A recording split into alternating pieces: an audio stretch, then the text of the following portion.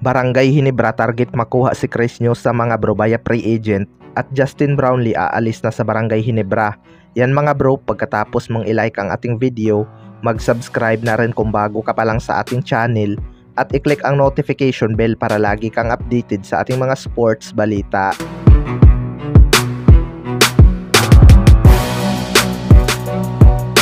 So tapos na nga ang laban ng Gilas Pilipinas mga bro, kaya focus na naman itong si Coach Tim Con sa Barangay Ginebra para sa paparating na Philippine Cup.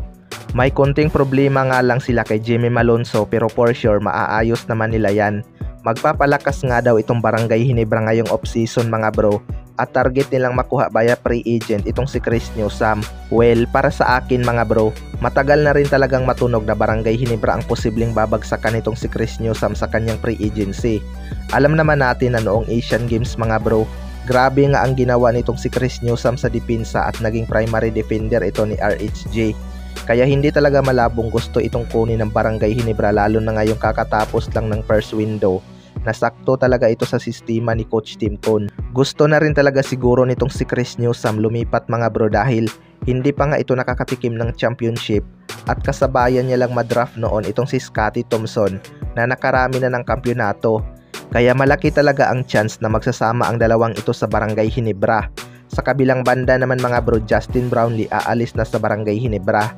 Matagal nga ang inantay ng lahat mga bro bago ulit natin nakita ang isang Justin Brownlee suot ang jersey ng Gilas Pilipinas. Hindi rin ito naglaro ng isang conference sa ating pambansang liga upang hindi magkaroon ng problema ang kanyang paglalaro sa first window ng FIBA. Tagumpay naman ang sakripisyo nitong si Justin Brownlee mga bro dahil pinayagan itong maglaro ng FIBA para sa ating national team at pinangunahan niya nga ang Gilas para masweep ang first window. Matapos nga ang laban na yun mga bro, expected ngang aalis muna itong si Justin Brownlee sa Barangay Ginebra ng ilang buwan upang maglaro sa Europe dahil next season pa nga ulit ito makakapaglaro sa ating liga. Well, para sa akin mga bro, marami talagang mag-o-offer dito kay Justin Brownlee ngayon lalo na at pumayag naman itong si Coach Tim Con na maglaro muna itong si Justin Brownlee sa ibang liga habang naghihintay ng panibagong season.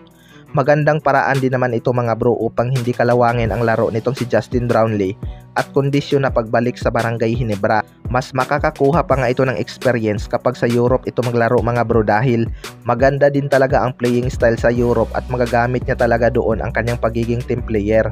Alam naman natin na magaling din na playmaker itong si Justin Brownlee lalo na kapag komportable siya sa kanyang posisyon. Kaya abangan na lang natin yan. Kayong mga bro, ano masasabi nyo tungkol dito?